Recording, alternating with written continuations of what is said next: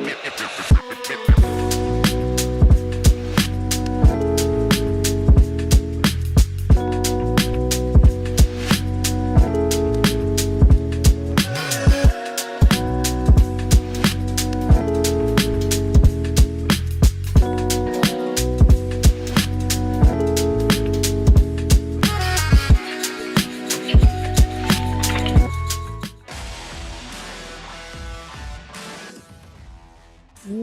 up, everybody? Good morning. Welcome to Philly with John Marks on PHLY. As always, presented by Bet Parks. Eagles, the line's down to 3 points. 3-point favorites on Sunday at the Giants. You can get that right now on the Bet Parks app. A lot to talk about this morning. Really, I think we're outgrowing our hour. That's a ton of stuff to talk about this morning. The Flyers. I promise you, Flyers fans, in 10 minutes, we're going to play you what happened last night. They're on the West Coast. If you watch the game and you're waking up watching this right now, you probably have sleepies in your eyes. But we'll play that coming up here in 10 minutes. Phillies, big stuff yesterday with them as well. Dave Dombrowski speaks. Rob Thomson and the coaching staff are coming back. Jim Salisbury is going to join us at 8:25, and we will play some of the Dombrowski sound coming up here in about 10 or 15 minutes when we go to headlines with Tyler Zulli. Wanted to start off with this because it gave me the biggest laugh yesterday. I used to work for Odyssey, WIP, owned by Odyssey. 105.3 The Fan in Dallas is the flagship station of the Cowboys, also owned by Odyssey. So you get to know the guys down there. You're paying attention to what's going on down there. And Jerry Jones has been going on their flagship station, 105.3 The Fan, for 15 years, 14 years, something like that. And he goes on multiple times a week. So he goes on with Sean and RJ and Bobby Belt once a week. And then he goes on another show, I guess middays, the KC Barbecue. Corey Majors, my guy. And then Stephen Jones, his son, he does a weekly appearance. It's kind of bizarre, but it's great content for them. Could you imagine having Jerry Jones on your show every week? With that also comes with Jared being Jer. And yesterday, what he did and what he said on their morning show, Sean and RJ, was national news. It's great for them. And Jerry Jones looks like an absolute idiot. Really, one outside of maybe some non-football stuff and some stuff off the field, which is bad, he looks really bad in this instance. So we'll play that coming for you in a second. But anytime that you look at what the Cowboys are doing or what other bad franchises are doing, and I'm not telling you look for the worst franchises in the NFL and then compare them to the Eagles, because that's not fair. But look at what Jerry Jones does. Doesn't pay his star players in a timely fashion. Makes the Dak Prescott thing completely drag on. CeeDee Lamb, it drags on all through training camp into the regular season, and they don't have money to sign players. Jerry Jones was asked, well, why didn't you sign Derrick Henry? And he's more or less said, well, we can't afford it. The salary cap is the biggest bunch of crap in all of sports. You can afford any player that you want if you just cook the contract to make it fit your salary cap. You want Derrick Henry and he wants $8 million a year? All right, well, give him $20 million guaranteed and backload the contract. The problem is Jerry Jones doesn't want to do that. The Cowboys are obviously a huge franchise as far as the franchise's worth and everything else. It's the Dallas Cowboys, and Jerry Jones has done a lot to raise the Cowboys level, not by winning, but by being Jerry. And it feels like he's more interested in that and all the other nonsense and his ego than with winning. Meanwhile, the Philadelphia Eagles have been a top franchise in the NFL for the last 25 years. Jeffrey Lurie, who early on coming here, maybe made some mistakes, certainly cleaned them up quickly, hired Andy Reid, had a great run, called them the gold standard, which never should have been said, but I mean, he wasn't that far off. They just hadn't won a Super Bowl, and you can't say that till you win a Super Bowl. And even then, do you really need to brag and call yourself the gold standard? Reality is the Eagles are an elite NFL franchise, and that starts at the top with Jeffrey Lurie. From everything that he does, the Eagles Autism Foundation, which I can't speak enough about, they do such great work in our community, and that's Jeffrey. That's him. That's something that he really, in addition to the Eagles winning, that's what he works on. That's his passion. Howie Roseman, who is much maligned when the Eagles lose, and people call it Howie season when they win. but Howie's one of the top GMs in the NFL that has flaws, and I'll point them out today if we need to. But this is a well-run franchise. This is a great franchise. And that's Jeffrey Lurie, and that's Howie Roseman. And we should be thankful. I know it's hard to say that at 3-2, but they are 3-2 because the Cowboys get smoked by the Lions on their home field. So let's get this ready to play, Tyler. And we have like the first minute 15 of this cut. It goes on a little bit longer where it's still interesting. I didn't want to play the whole thing. So this is 105.3 The Fan yesterday, and this is Jerry Jones on with their morning show. Let me tell you what I'll do. Let me tell you what I'll do about it. I will let us sit down and look at the decisions we've made over the last several years. Okay? I'll look at it. Now, if you think I'm interested on a damn phone call with you over a radio and sitting here and throwing all the good out with the dishwater, you have got to be smoking something over there this morning. I'm not. And I really don't, and I don't even want our listeners to listen to me, to talk about, this is not your job. Your job isn't to let me go over all the reasons that I did something and I'm sorry that I did it. That's not your job. Well, my job is to ask why. Get a job, or I'll get somebody else to ask these questions, man.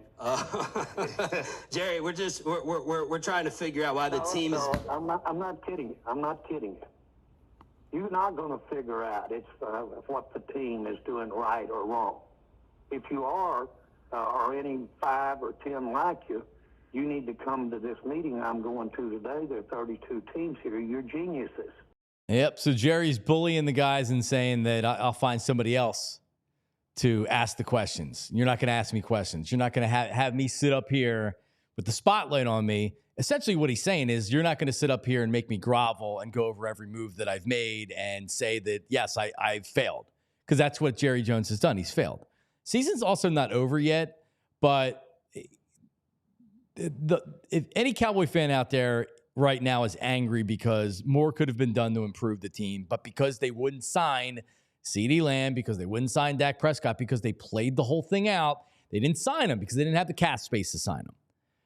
And he don't want to admit that he was wrong, and he don't want to answer the question. He doesn't want to have to answer the question. So he's mad at the guys for asking the questions. They have to ask the questions. Everybody knows that. Any fan that's watching you, if you don't ask the questions that the fan wants you to ask, they're not going to listen to you anymore, and they're not going to respect you. You need to ask the tough questions, and it's not easy. Now, I think Angelo for years, and he took it to an extreme. Joe DeCamera right now, when Nick Sirianni comes on, when Rob Thomson comes on, I think they do a great job of asking tough questions. It's not exactly easy to do, and you got to ask them. And they weren't even really, they didn't even give him a chance to ask tough questions. He was trying to, and Jerry wasn't having it, threatening his job. So just so people know, Jerry Jones does not own that radio station, but the relationship between the Cowboys and them being the flagship station, Jerry could, in theory, say, hey, replace those two guys, or I'm taking the franchise and I'm leaving. He could do that. It would make him look very bad. He's not going to do that. And I think Jerry actually apologizes today because that was a really, really bad look. And I think he regrets it. Saying you're going to get him fired if you keep asking tough questions. I mean, what's he, like a mini Putin over there? The next thing you're going to, Sean Sharif's they're going to be able to find him. He's going to be missing. So, but it's not easy. Ed Snyder made WIP get rid of Craig Carton a long time ago, when Craig Carton reported that Eric Lindros couldn't play in a game or didn't play in a game because he was hungover, which ended up being the truth. And Ed Snyder had a fit, sued WIP, got Craig Carton fired. So it does happen. You think the Eagles are necessarily happy when WIP is crapping all over the Eagles when they have a winning record or when they have one loss or something like that? Of course not. Those relationships are difficult and they're delicate. But yeah, obviously Jerry Jones on his 82nd birthday, they got blown out, by the way. Happy birthday to Jerry Jones. As we bring in Tyler Zulli, it's wild, man. You know this. You worked at the Fanatic. They have the 76ers. They have the Flyers. depending on which franchise is depending on the relationship. Like, you need to develop a relationship as a radio station to where the team can come to you and say, that's not okay. We don't want, like, you can't do that. And then you can have a good back and forth about it. Yeah, I think the with working at the Fanatic, the Sixers specifically, and I think the Flyers too, but the Sixers specifically have kind of gone out of their way to say, you need to put out good shows. So if your good show is we played like crap, say we played like crap. Don't go overboard. We hope that you don't strain the relationship by making false claims or things like that. But that's one thing I always respected about the Sixers and the Flyers, where I was coming from, was they were understanding that it's our job to discuss the game. And if the Sixers lose by 30 to Boston, well, we're going to criticize them, and we should. And I'll take it a step further. I'm sure you've done it. We've all done it in this industry. You're always talking to other people in different markets. And, there was a point where I was looking at potentially taking a job in Nashville. And I spoke to their PD, and the one thing that he brought up was they were the flagship of the Predators. And I asked him, I point blank, I said, hey, we have a really good relationship with the Sixers and the Flyers. They're really understanding about how we operate and how we do our shows. How do the Predators handle criticism? And he went, oh, they don't. They don't like it at all.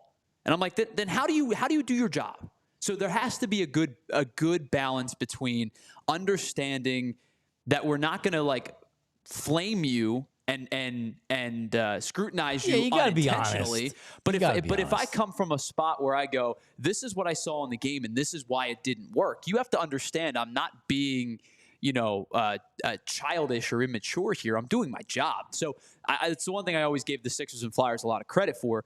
When they needed to be scrutinized, they understood that the scrutiny should be there. Right. Yeah, I never one time, 7 years at WIP, did anybody ever tell me not to talk about anything, or was I ever spoken to about being too negative or anything like that? Sure. And that's probably how it should be. And that's how it should be. And a lot of that is that the Spike or Rod would protect me from that because I would never cross the line, or if I did, they'd say something to me, right? And that didn't happen.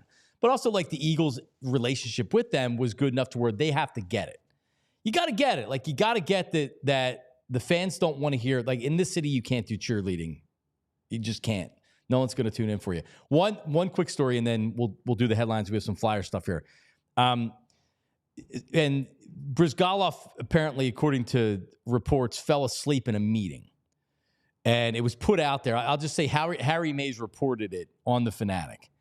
And I guess he did that before the Flyers were given a heads up that was coming out. So they were mad that they didn't get a heads up as the flagship. You should give them a heads up and say, hey, listen, one of our hosts is coming out and saying that Brizgalov fell asleep in a meeting. So I came in to do my show, and I was told I was not allowed to talk about it.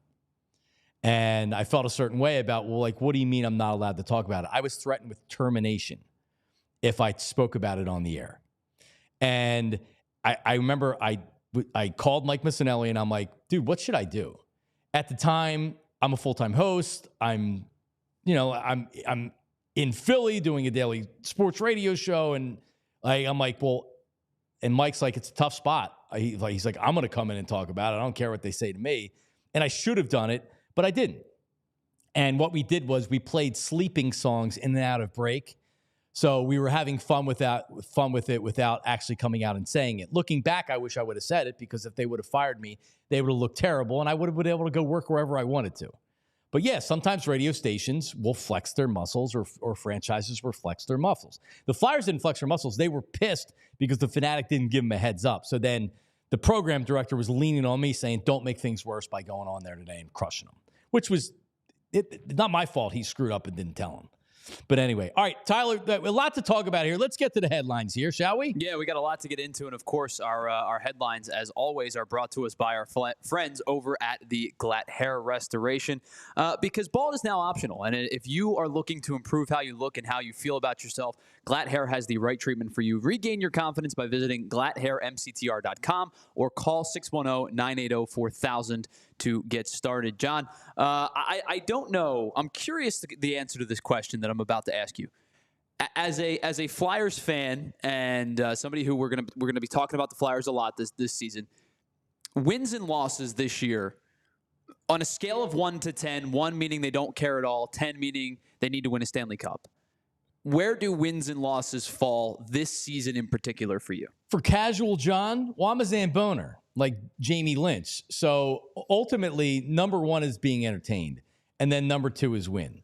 I don't even know what expectations I should have for this team. But from what people tell me, it should be like, hey, they should be making a playoff run and they should make the playoffs. And we should see their young players start playing really well. And so that's where I am right now as a Flyers fan. I think they're a fringe playoff team. I don't think they make the playoffs this year, but I think that they're a fringe competitive playoff team. The reason I asked that question is because the overarching story of yesterday is that the Flyers did lose in overtime 4-3 to the Edmonton Oilers. And in fact, we're up 2-0 at the end of the first period. Edmonton scores 2 in the second, 1 in the third to make it a 3-3 game. They net the game winner in overtime. But the reason that I asked that question is because sometimes the secondary storylines are actually the first storylines. And the reason I say that is because Matvei Michkov last night ends up potting not just his first, but his first and second NHL goal of his young NHL career. 3 games in, he now has 2 goals on the year. And the first one was a little bit anticlimactic because there was a delay and a review. But the second one, man, I'm super excited to talk about this goal because of his positioning and the way that the puck was moving around. Morgan Frost with a good pass. But let's take a listen to it. The game was on ESPN last night. This was Matvei Michkov's second goal of the game last night. That's exactly the point I'm trying to make there. That's a goal that the window in which he was able to fit that puck in between the goalie and the net to score there was super, super impressive. I mean, he was deep into the offensive zone, almost to the end line. It's exciting. His positioning is incredible already. Yeah, he looks like he belongs. They end up losing the game in overtime, but it's like you just said, how important is wins, and just the fact if you can take something positive out of a lot of these games, which is this dude's like his skill level is unbelievable. There's something special about him. They've had good young players that came in before that were highly touted young players. Nothing like this. Yeah, and sorry, it was like Jamie Drysdale that kept the puck in the offensive zone. It was a good feed by Morgan Frost, and like we said, that positioning was. I mean, Skinner's never going to make that play. He's never going to. He's got to come crossbody because the pass was quick to Frost. Skinner would have had to slid across the crease. It was a quick movement throughout the zone. Frost, Michkov, goal. It took 3 seconds to develop. Skinner had no chance at that. It was just good. It was good puck work, and to find him that far down and to be able to snipe like that was an impressive feat from a kid playing his third NHL game. His third NHL game. I know Bill was on last night. Bill Matz was on last night. Broad Street Hockey doing post game, which is awesome. And I'm sure that a lot of people were up watching the game with Bill and everybody else. All right, we're going to play a Dombrowski cut coming up in a second. Jim Salisbury is going to join us at 8:25, 5 minutes from now. But let's talk about. And I'm actually headed up there. And I have to be at the office by 9:30, so I got to skedaddle once we get off at 9 o'clock. If you're watching us live, I'm going up to see my friends up at Glad Hair Restoration because yearly I get a maintenance on my hair. It's called a TED treatment. And it's supposed to be, I don't want to say a substitute, but it's supposed to be similar to what you get when you get a PRP shot, right? So I've had this done before where they take your blood and they put it in a vial, they spin it to get all that rich plasma, and then they eject it in your scalp. And that really gets your scalp moving. And any part of like the crown of your head right here, you'll start seeing hair growth. You'll start seeing hair thicken and you even get a little bit darker. So I still do that, but this TED treatment is something a little bit different. It's not invasive, and it's great for shedding and thinning. You will see the difference. They'll take before and after pictures today from what it looked like last year and what I look like this year, and I'm anxious to see what it looks like. But that's Glad Hair Restoration. If you're losing your hair, you're talking about the best in the business, the most experienced when it comes to hair restoration. That is Glad Hair Restoration, now under the direction of renowned plastic surgeon Dr. Ken Morgenstern. That is correct. Glad Hair Restoration by Morgenstern Medical. So if you've thought about hair restoration, if you're having issues thinning, balding, men and women, there's an answer for you. There's all stages of hair loss. I was starting to lose my hair, and I said, you know what, boom, I'm ready to have hair restoration. But there's a lot of different things that are out there right now, and that's why you want to contact Glad Hair Restoration today, because The one-on-one consultation really is like, okay, here's what I see. Here's what I think we should do. Each member of their hair team has over 30 years of experience in hair restoration. That's all they do. 610-980-4000. 610-980-4000. Bald is now optional. Call them today. Operators are standing by. Their website, Glatt Hair, G-L-A-T Hair, MCTR.com. That's how you check them out online. All right, Ace. Ace is the place. Ace is the place if you're pathetic like me that can't fix anything. That can't install anything. Is that the new jingle? Ace is the place if you're pathetic like me. Ace is the place if you're pathetic like me. Ace Hardware Home Services to get your project started. I'm serious. Hanging a picture. If I'm able to hang a picture or, God forbid, a blind, it's like kind of feeling good. Feeling good. So if you have an air conditioning issue, if you're turning on the heater and it's like, why aren't we kicking in the high gear? Yeah, that's a problem. That's a problem. That's why you get your most trusted provider, and that's Ace, right? So they have advisors, right? Free estimates on equipment installation and replacement with trusted advisors and options that are best suited for your home and budget.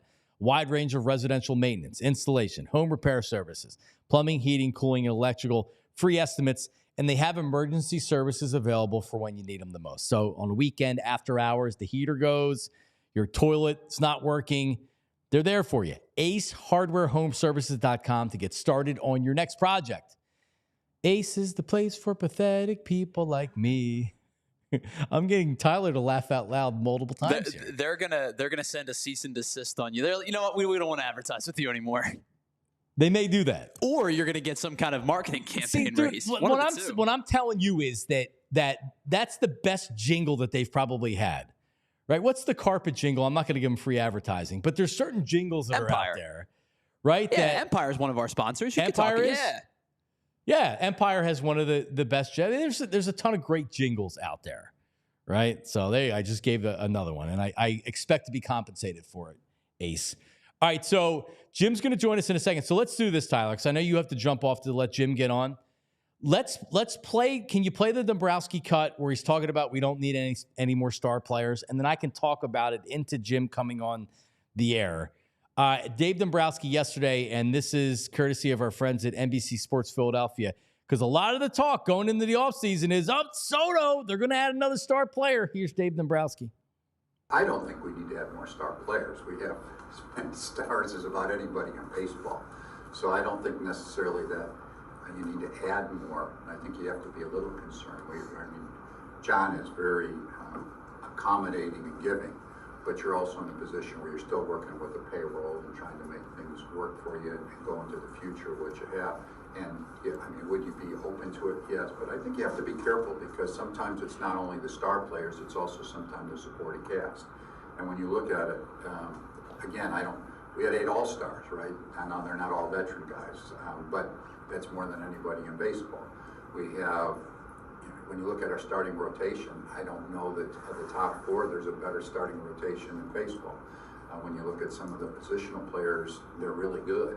So I don't necessarily think that the answer is always a star player. I'm not saying we won't get one, but I don't think it's a necessity by any means. So Dombrowski in general, before I get back to that right there, Dombrowski in general, I didn't like his answer on the trade deadline. He had a lot of excuses. Reality is what he did at the trade line didn't work.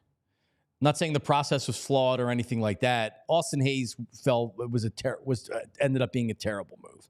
Estevez, if you don't re-sign him, you gave up 2 really good young pitching prospects. He was fine. He was good. But it almost feels like maybe they're pot committed to re-sign him based on what they gave up for him. So I didn't like that answer. But it seemed almost like they're almost going to make a decision between Hoffman or Estevez. I'm curious if they feel like they can't afford both. I think Hoffman is going to get a pretty substantial pay raise. I agree. Estevez probably will as well.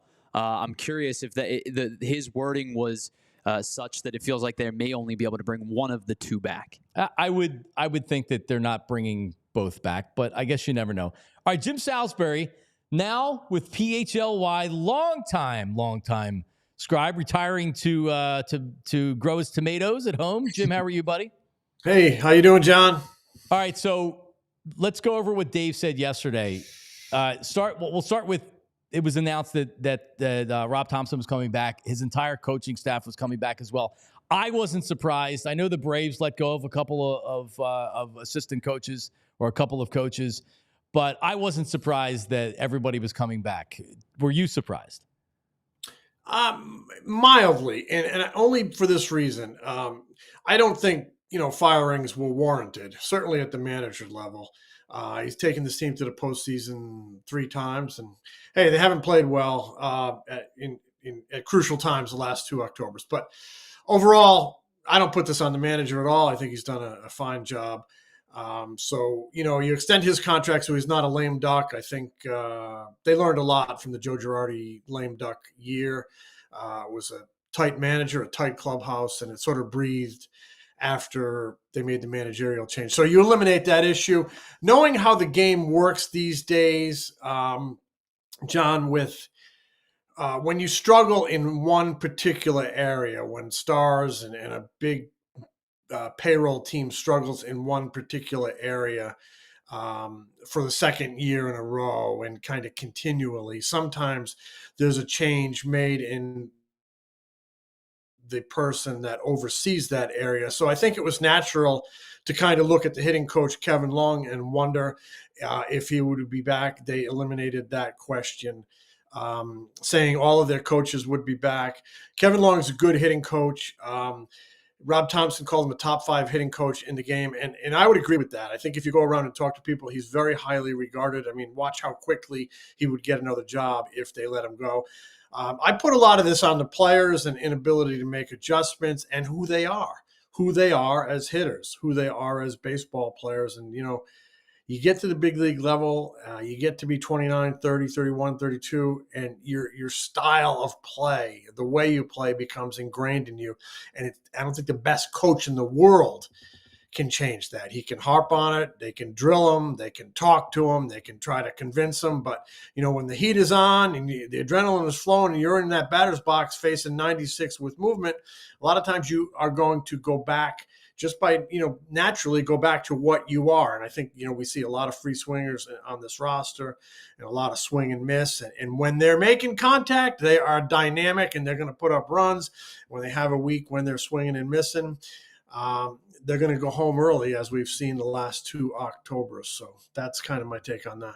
So if the core of the team is flawed and they keep going back to this same thing, as you said, they blew themselves up in the Diamondback series, and we saw what happened against the Mets. So you come back with the same core. I think a big problem is the complementary players not producing. But you're right, the rest of this team is the rest of this team, and it's difficult to change. So do you think they run it back this year, or does Dave Dombrowski realize, hey, I can't move on from the core of this team, but I can change some of the complementary players, Bohm, Stott, Marsh, etc. Yeah, I last year that was kind of the theme. They're running it back. I don't get the impression that this is going to be a run back. I know Dave wasn't really illuminating in what his offseason strategy will be and what changes he will make, but I get the impression he is going to make changes. Kind of when you parse his comments from yesterday. He made a comment, sometimes you trade good players for good players. I thought that was illuminating. Calling his guys good players helps their trade value, or at least builds them up a little bit, pumps them up a little bit. So I could see him trading from his everyday 9, his core of everyday 9. There are some guys you're just not going to trade, like Harper. There are some guys that are going to be impossible to trade, like Turner. But there are guys that I think they will consider and maybe have to get creative, maybe have to eat a little salary. But I would be shy. Maybe it's a younger ascending player like a Bohm, who I think has value, who personally I hope they don't make a hasty decision on based upon his poor finish and his frustration. I think there's a lot there. I think he's a good player. I think you can help him get over some of his frustrations and get more out of him next year, and at least ride him closer to free agency when Aiden Miller is ready. But you never know. Maybe a Stott, maybe a Bohm, maybe it's a more high-priced guy. They eat something. I just think he's going to make some deals because like you mentioned, complementary players are so important. And I think he's going to tweak around the edges where he can, where there's flexibility. There's not a lot of flexibility with their big core. There is some flexibility around the edges. I'd be surprised if we see the same team in Clearwater. I just think they're going to make some tweaks. They're going to run it back in certain areas, coaching staff, manager. But if things aren't firing, mid-season next year, all of a sudden they could start bearing down on those areas. I just believe this guy's going to make changes. I'm not sure what they are. I think he's going to try to help that approach and get some a grinder hitter, maybe in the outfield, center field, left field, so they can eliminate the chances of these droughts. I think it's important they make some changes. And if I think it's important, I'm sure a Hall of Fame caliber GM like Dave Dombrowski thinks it's important, and the organization shares all those views. Yeah, I didn't think Dave Dombrowski was going to run it back. It's also like you just kind of went through, like, a high price player. Would you include money? I think you're talking about Nick Castellanos. They tried to move him last year. He also was, he was also very, very good this year too. You have to replace what he does, his production. Stott, I like Stott. So is he the guy that you move on from? Alec Boehm's a top 5 pick, and he was just an all-star. But does that help change I don't know. That's what I'm saying. Like, I don't, like you had just ended. You're not sure what they do. I'm not sure what they do either. But I think we agree something needs to be done to change something. Coming back with the same lineup's not going to work.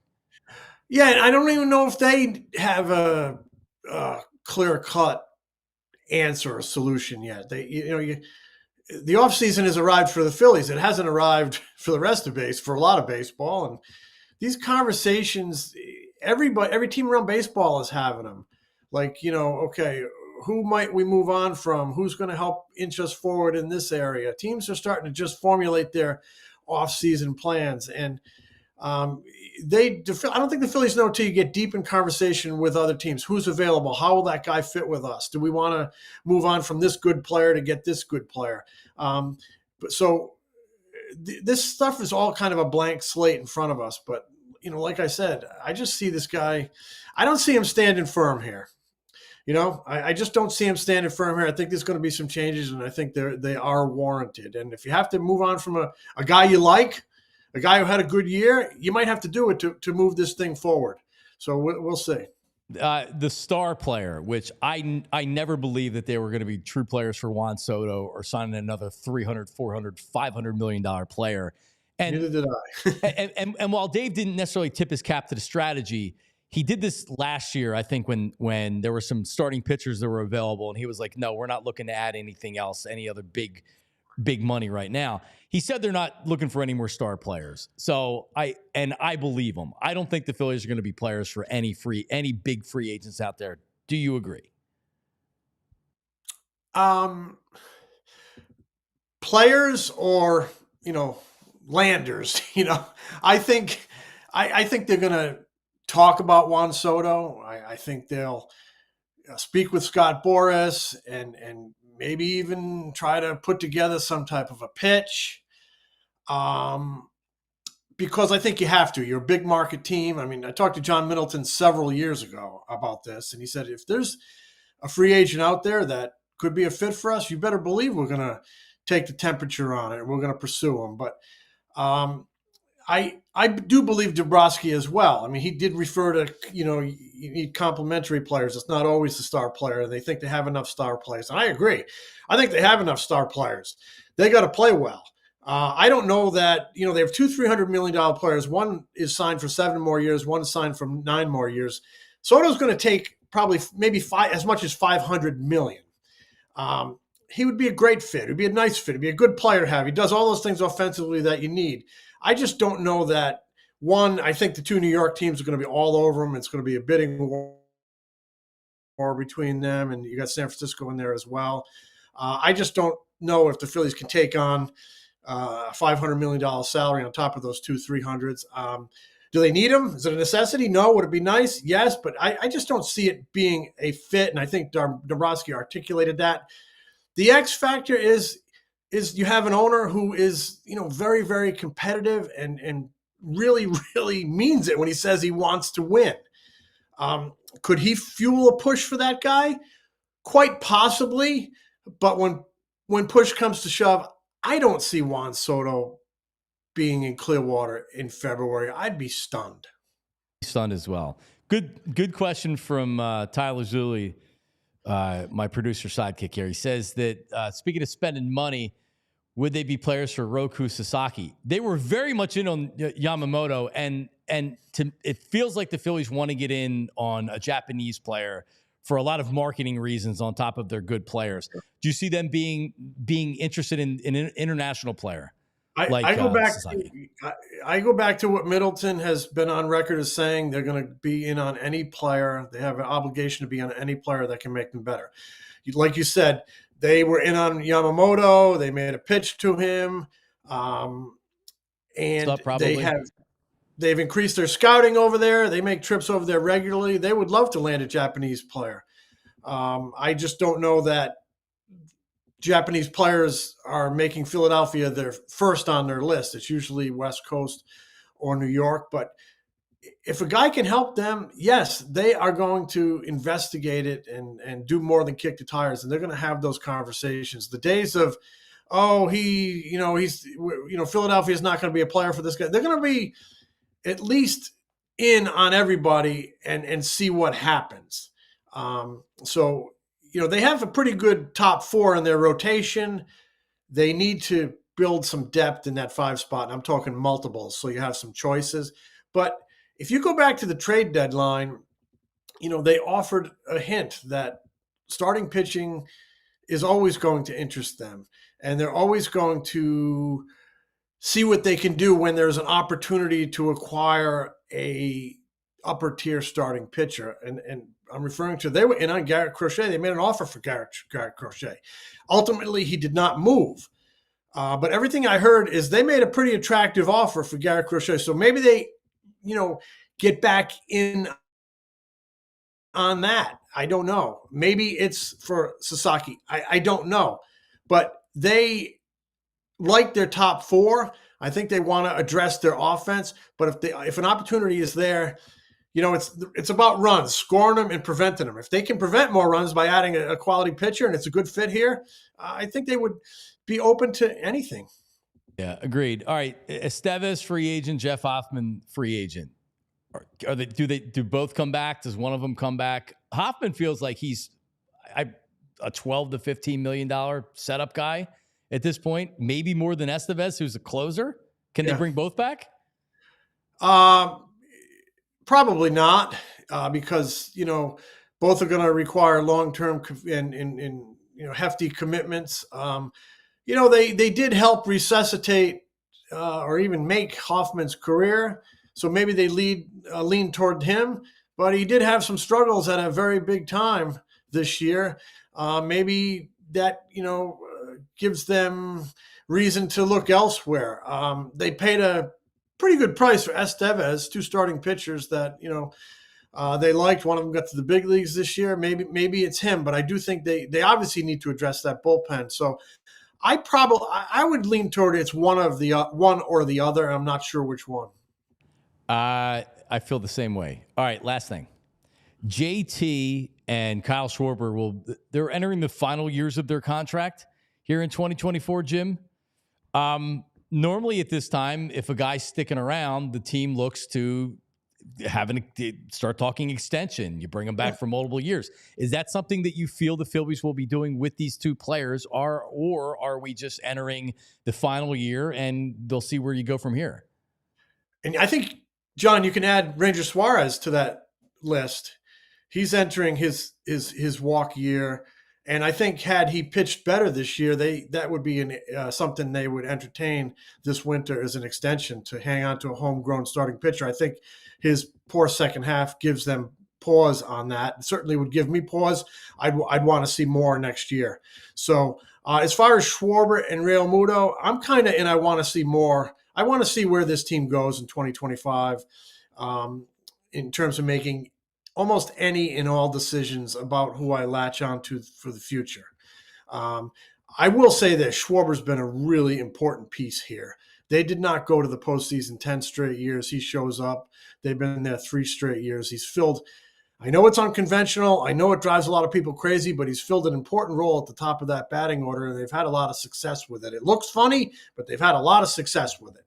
So, and he brings an awful lot to that clubhouse. So I'm in a wait and see mode, wait and see what the players look like, wait and see what the team looks like. But, Schwarber would be a guy, if he continues to perform well next year and what he brings between the lines and in the clubhouse, I would think about down the road. I need to look at JT more. He's north of 30 now. He plays such a demanding position. And we know what happens to catchers. They go through the meat grinder, the wood chipper, and they're just not the same when they get to be a certain age. The guy from Kansas City notwithstanding. I'd have to take a wait and see approach on JT because, at some point you just kind of need to get younger. I think backup catcher becomes an essential position next year because they need to give JT more rest, especially early. Really, actually, throughout the season to get more out of him in these big moments like October. Marchand, good-looking backup, out of options. If he can stay healthy, he might be the guy next year. Maybe it's Stubbs. Maybe it comes from out of the organization. I don't know, but the catching package is an important one. But I'm kind of in an evaluation mode on all three of those guys, Ranger, JT,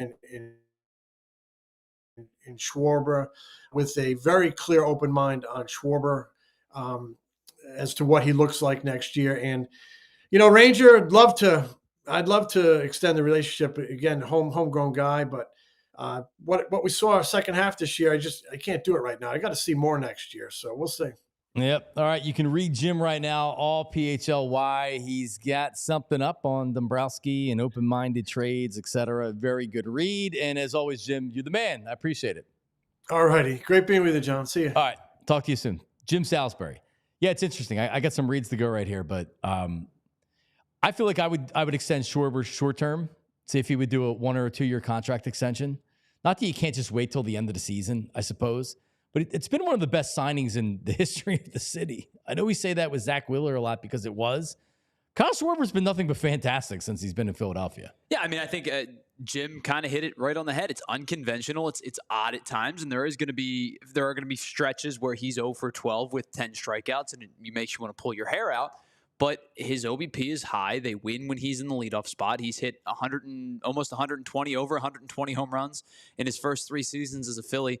Yeah, it's certainly unconventional, but to me it works. And I know that there's a lot of people that have varying levels of like, dislike, and it runs all the way to almost disdain with some people. But to me, I think that it is a product that works. He wasn't good in the postseason, right? He hit the leadoff home run and then was 1 for 11 as the rest of the series. Nobody was good in the postseason.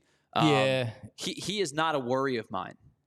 No, and by the way, just so you know, Tyler, we can retire the Kyle Schwarber can't lead off anymore, at least on this show. I did it a year and a half ago, but yeah, yes, we can retire and not even mention like that people are mad about it or whatever. If you were on that side of the ledger that Kyle Schwarber shouldn't be leading off, you lost. You lost the bet. You don't have to keep it up. I will say one of the things that's interesting that Jim brought up, because I think a lot of people would have assumed it was a foregone conclusion in the middle portions of the season, is the potential of not extending Ranger Suarez.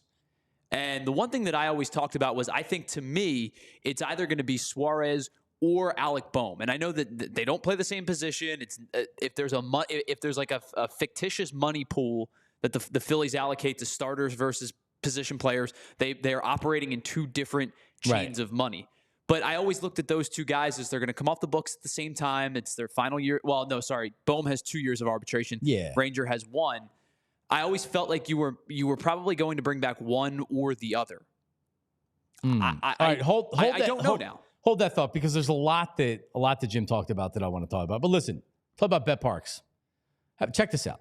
All right. The one and only sportsbook app I would ever recommend is Bet Parks, and the Bet Parks Sportsbook app, an online casino. Eagles, as I mentioned earlier, that line's down to 3. So some money, is it some New York money or is it some sharp money, is betting that number down. I looked up the conference odds in the NBA to win the Eastern Conference. Celtics minus 150, Knicks plus 300, Sixers plus 400, and the Bucks plus 600. Everybody's sleeping on the Bucks now. Knicks are the darling after the 76ers. How about this? BetParks Wednesday.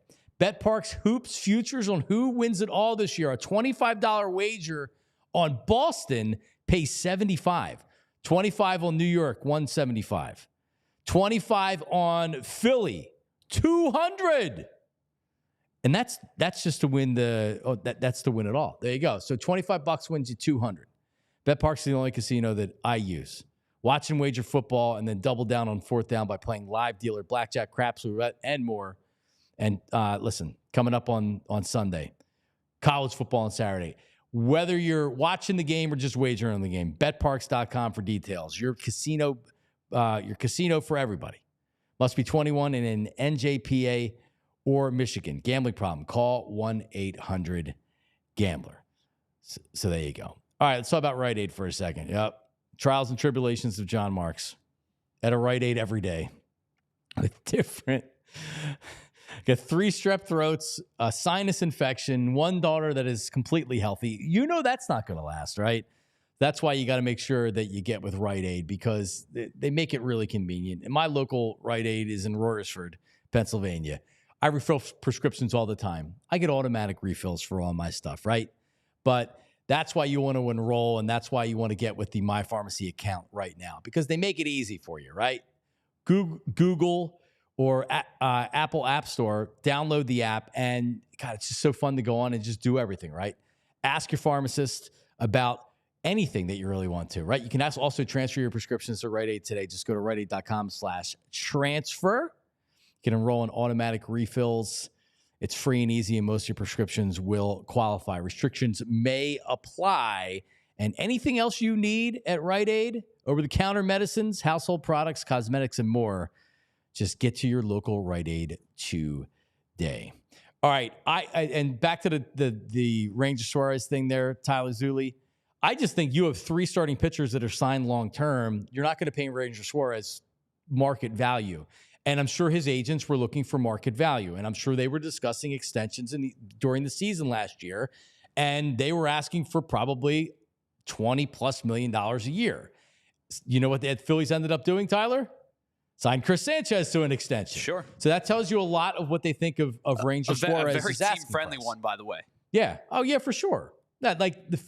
Dombrowski knows what the hell he's doing.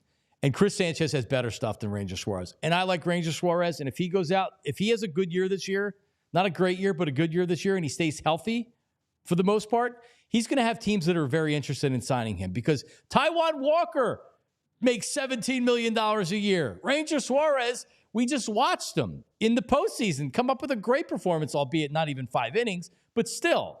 The optics were Ranger Suarez can battle, I want that guy pitching in my big game. So I don't think Ranger Suarez comes back. This is where you need to fill in with younger pitchers. Taijuan Walker's still under contract. Dave Dombrowski mentioned that yesterday as well. But I think it's going to be difficult to have 4 starting pitchers that make that much money, especially if Ranger is kind of you're worried about the wear and tear and just how good he really is. So I have used this comp a lot over the last baseball season to talk about contracts, and I don't mean stuff wise. I don't mean the reason I use this comp is just strictly the monetary deal that this pitcher got. Kansas City signed Seth Lugo to a 3-year, $45 million deal this offseason. Seth Lugo last year was his first full year as a starter since 2017. He had moved to the bullpen, started a couple of games for the Mets, but primarily had kind of shifted to the bullpen each of the last 2 years with New York. He went to San Diego. He was a starter in San Diego. He was pretty good. He posted a 3.5. This year, he was really good, led the league in starts, posted a 3-flat ERA, a 16-9 record. I think he struck out almost 200 hitters. It was 181 for the course of the season. So Seth Lugo gets 3 for 45. Now, granted, the age is a factor. He was 34 when he signed the contract. Ranger will be 29, I believe, at the end of next year. Right. So he'll be younger. He may get more years. But how much money is Ranger Suarez going to command, knowing that he had a really good first half of the year, the injuries derailed him, he hasn't pitched a full season in his tenure as a Philly. He's pitched in portions of seasons. He's had a lot of postseason success. He's had ups and downs in the regular season. And this was the first year that he may have had an opportunity to push through an entirety of a season, and injuries derailed him. If Lugo gets 45 at the age of 34, I think Rangers going to get more years, which would equate to more money. But how much more per year does he end up getting, or does he get more? $15 million, just $15 million a year. I would kind of set the over/under at so right around there. If he gets 15, 4 for 60. I was going to ask, does he get 4 years, 5 years? 4 for 60 option year that vests based on performance, innings, et cetera, et cetera. My number when he was pitching well was he was going to go get 90. He's not getting 90 as of right now. No. I mean, if he has a great year next year, maybe we reevaluate. He's not. Yeah, he's a good middle of the rotation. He doesn't pitch enough innings. He doesn't have great enough stuff. But for a team that needs a starter, I'd be very interested. He might get overpaid because of that. The other name that I had thought about was I believe it was didn't Tanner Houck just sign a contract? It was somebody with the Reds. So there was another name that was young, and I'm sorry, maybe it was Bayo. I'll take a look, but I think it was a Red Sox pitcher who was young and signed a pretty substantial contract extension. Yeah, it was Brian Bayo signed a 6-year deal. He signed a 6-year deal for $55 million. Could you see 6 for 55? Bayo's younger. They bought out the last couple years of arbitration. No, because you're not buying out arbitration years. So, I think $15 million a year is a good number. So the number has come significantly down. Yeah, probably in the last 6 months.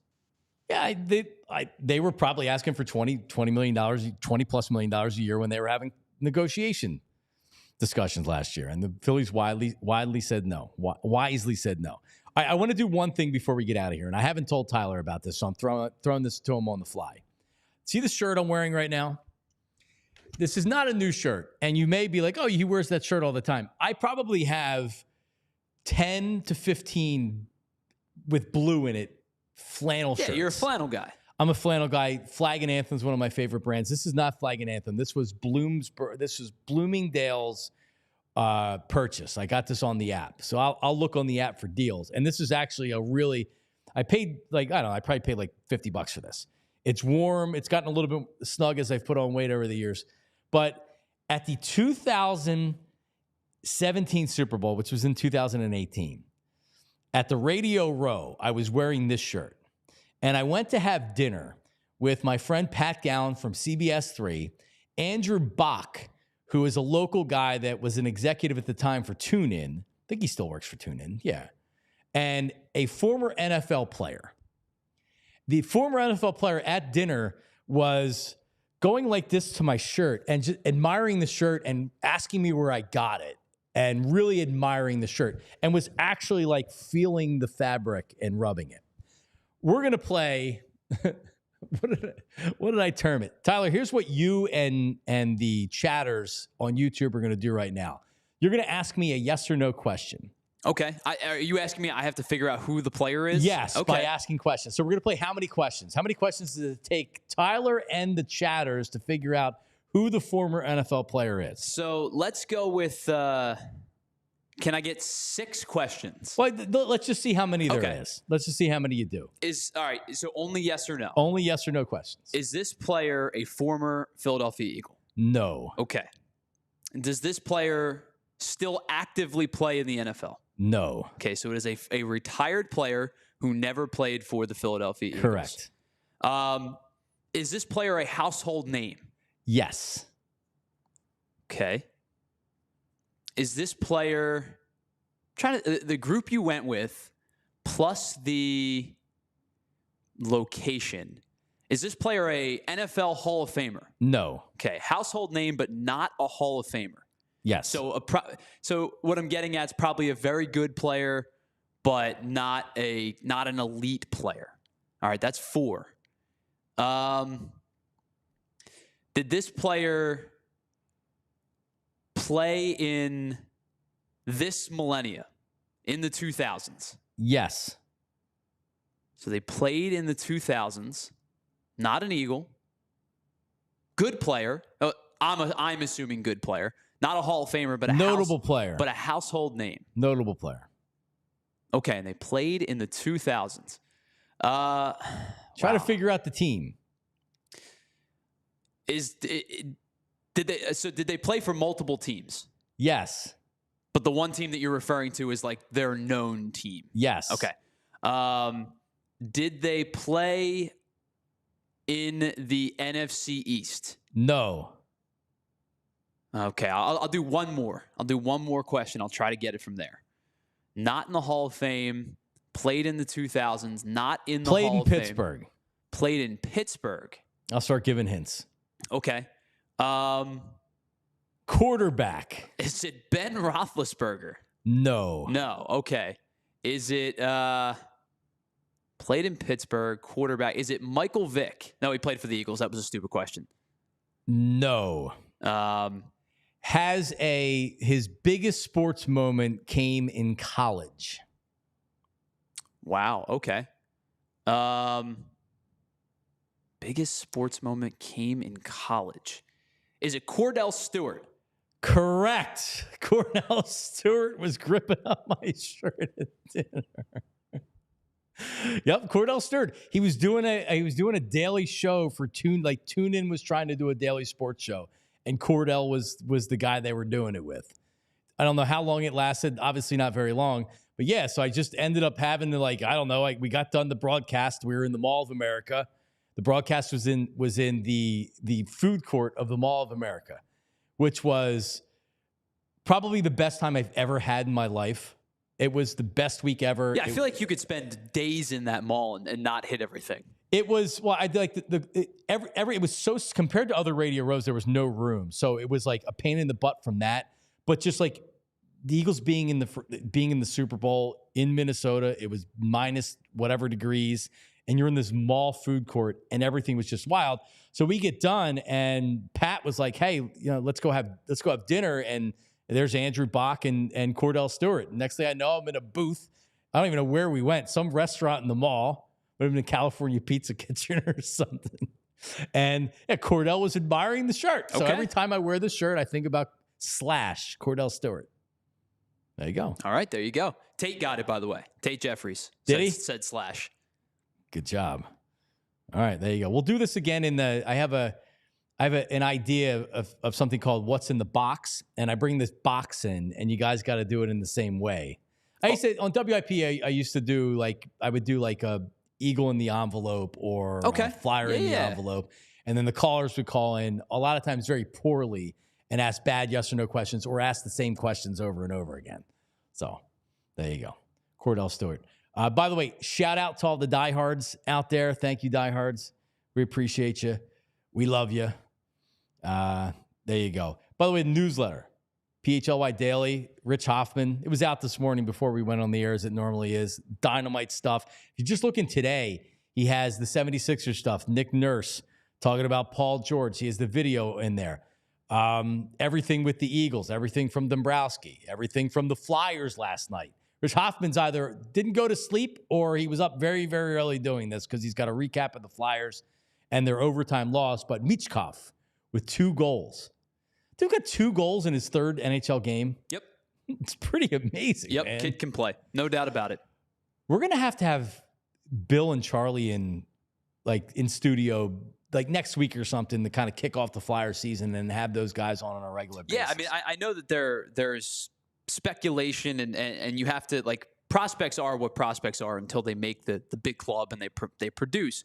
But I think there's a lot of intrigue with some of the young guys that are coming through the system over the last couple of years, right? Jet Luchenko makes the team out of camp, and Michkov is here now.